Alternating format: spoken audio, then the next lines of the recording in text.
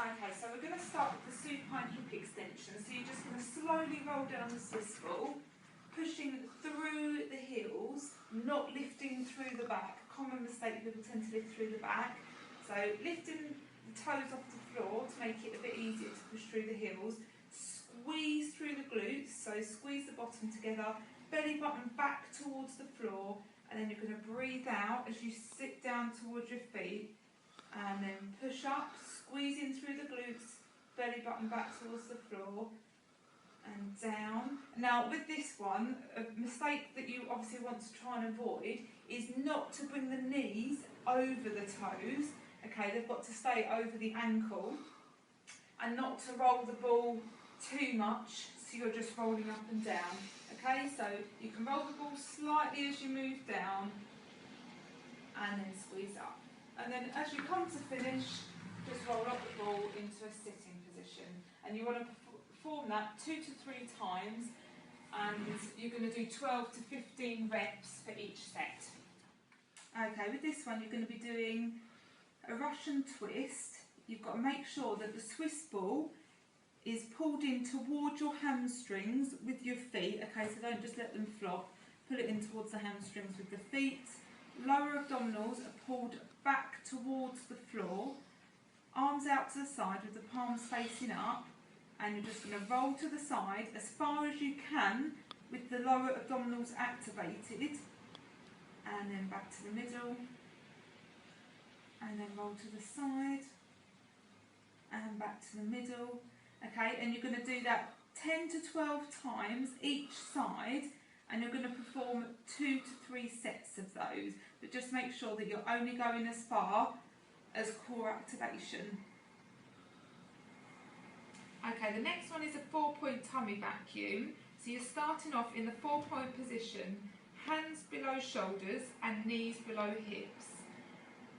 I'm using a stick on my back because it helps me keep a neutral spine alignment, so I should be able to just squeeze my hand in that gap there.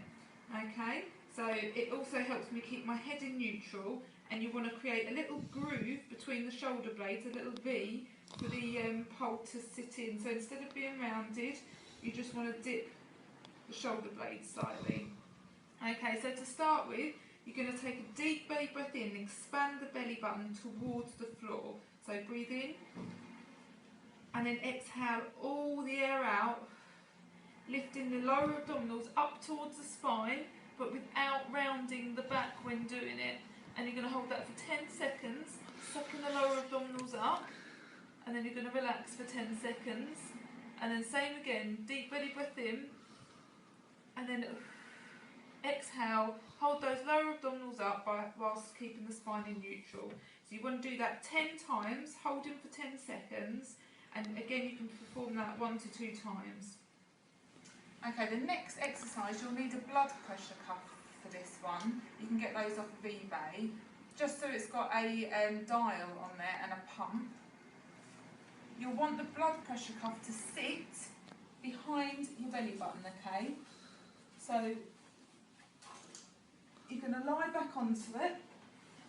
Make sure that the middle of the pad is level with the belly button. And then you're going to pump it up to 40 on the dial.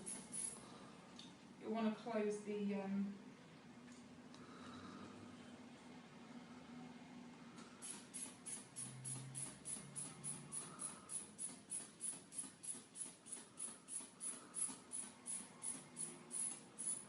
Okay, so pumping it up to 40. Again, just making sure that it's all central behind your belly button. It may need pumping up again once you've moved it.